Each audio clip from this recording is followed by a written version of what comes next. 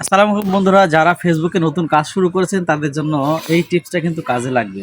Invite কিভাবে করে, আপনারা যারা নতুন কাজ শুরু করেছেন অনেকেই জানেন না। তো আমার এই ভিডিও দেখলে অবশ্যই জানতে পারবেন কিভাবে ইনভাইট করতে হয়। তো চলুন মোবাইল স্ক্রিনে চলে যাই। এমডি আহাদ আলী এই পেজে আপনারা এই প্রোফাইল একটু ইনভাইট করে দিবেন। তো আপনারা কিভাবে ইনভাইট করবেন সেটাই কিন্তু আপনাদেরকে আমি এখন দেখাবো।